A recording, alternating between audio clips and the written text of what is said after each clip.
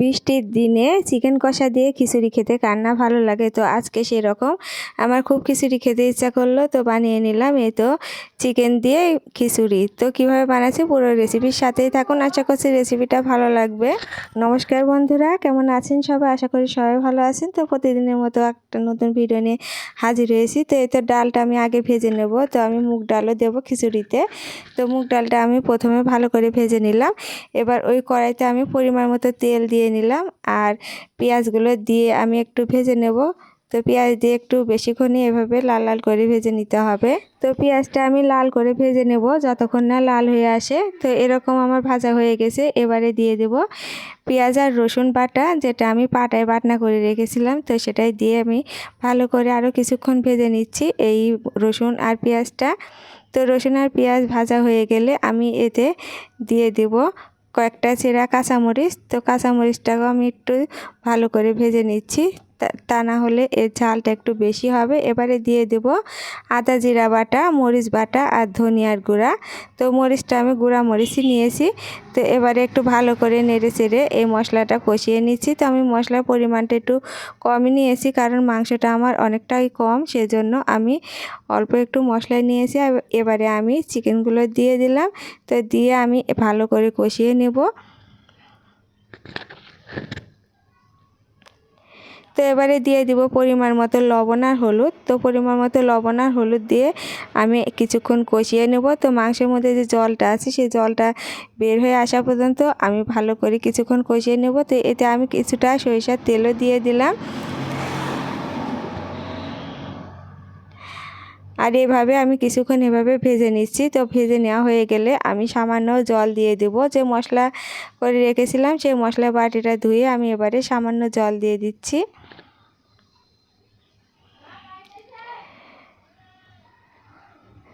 তো সামান্য একটু জল দিয়েও আমি এই মাংসটা ভালো করে একটু কষিয়ে নিচ্ছি। তো অল্প অল্প করে জল দিয়ে আমি এই মাংসটা ভালো করে কষিয়ে নেব। তো এবারে আমি আর একটু বেশি পরিমাণে জল দিলাম, জল দিয়ে আরও একটু কষিয়ে নেব। তো এবারে আমি একটু ঢাকা দিয়ে দেব। তো কিছুক্ষণ পরে ঢাকা খুলে আমি এদের নেড়ে চেড়ে কষিয়ে নিচ্ছি।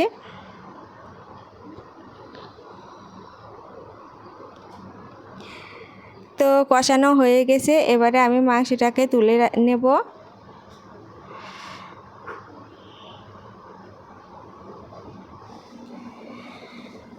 তো মাংসটা তুলে নিয়ে আমি ওই কড়াইতে চালটা একটু নেড়ে চেড়ে ভেজে নেব।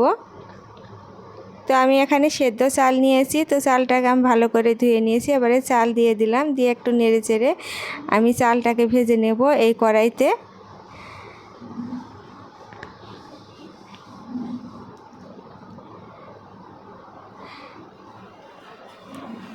তো চালটা ভাজা হয়ে গিয়েছে। এবারে আমি মাংসগুলো দিয়ে দিলাম।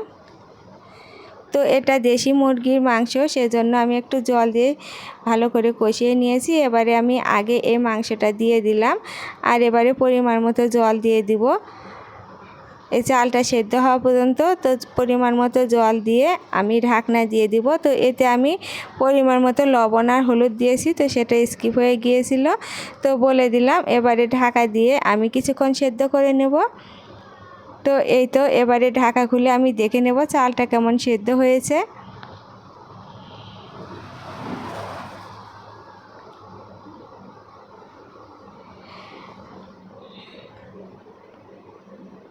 তো চালটা প্রায় সেদ্ধ হয়ে গেছে। তো জলটা যে পরিমাণে আছে তো শুকিয়ে যাওয়া পর্যন্ত আমি একটু রান্না করে নিচ্ছি। আর এবারে দিয়ে দিলাম বাটা দারুচিনি।